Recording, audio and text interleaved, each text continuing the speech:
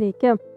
Dabar stoviu prie klevo ir tiesiog girdžiu, kaip visas medis dūzgia, nes kaip tik pradėjo žydėti klevai.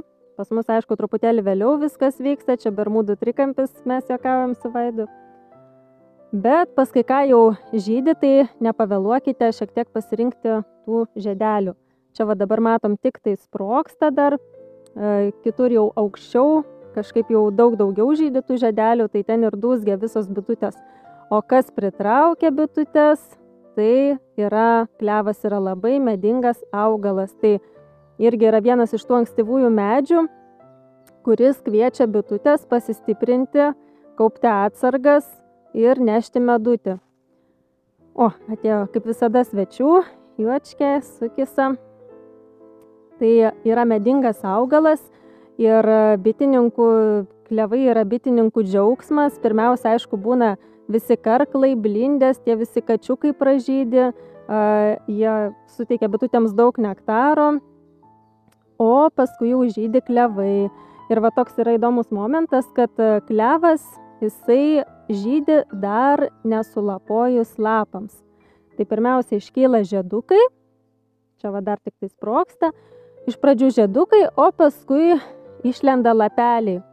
Ir tas žydėjimas klevų jisai iš tikrųjų trunka labai trumpai palyginus, tai apie porą savaičių.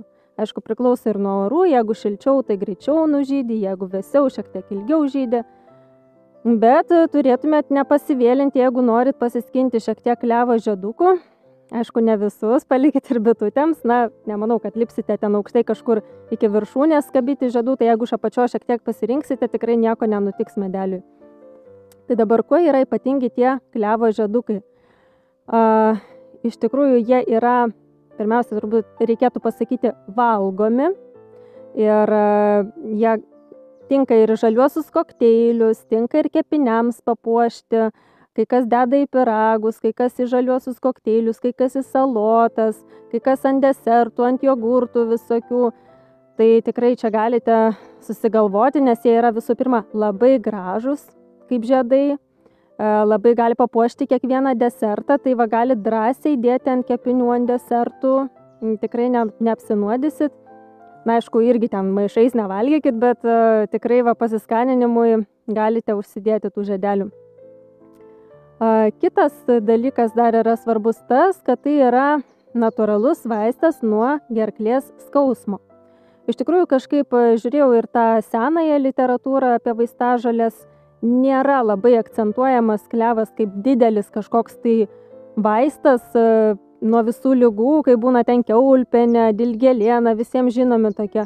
O kažkaip apie klevą daug kur net ir neužsiminta, o iš tikrųjų be reikalo, nes jisai tikrai neblogai malšina gerklės skausmą, ypač kai pavasarį žmonės pradeda vaikščioti plikom gerklėm, kai dar būna šalta ir persišaldo tas gerklės ir pradeda tiesiog skaudėti. Tai aš va irgi dabar su šaliku, jau atrodė šilta, bet va vėl atšalo, atvėso, tuo ir šalnos bus.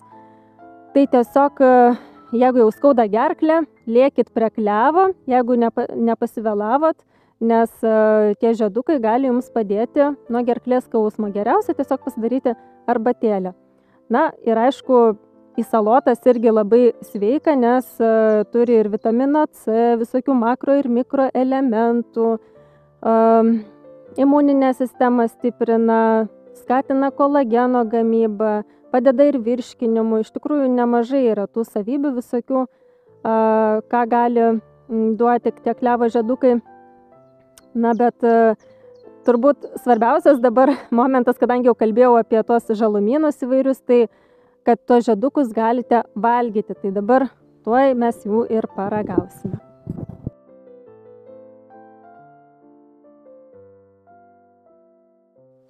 Na, tai dabar ir paragausime, koksgi skonis tų klevo žiedukų.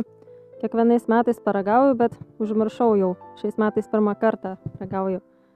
Va, tokie žiedukai. Nusiskiniau šiek tiek iš aukščiau, nes čia apačioj dar neprasiskleidė.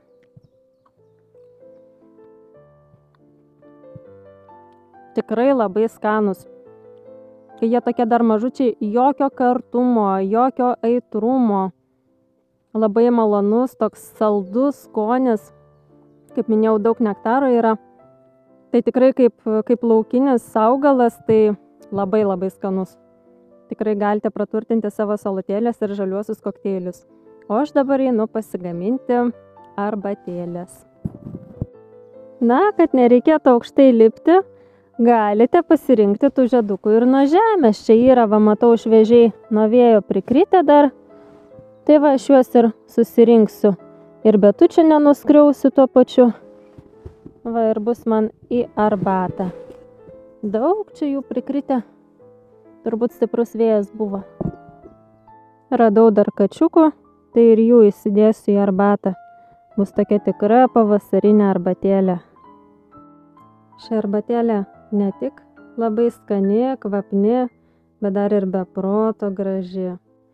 Aš dar neseniai užpyliau, bet jinai su laiku vis labiau nudažo arbatą geltoną spalvą.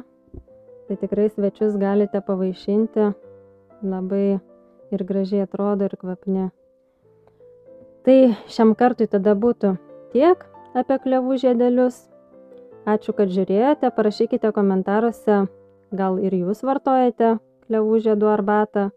Gal dar žinote kitų kažkokių negalavimų, nuo kurių jinai galėtų padėti.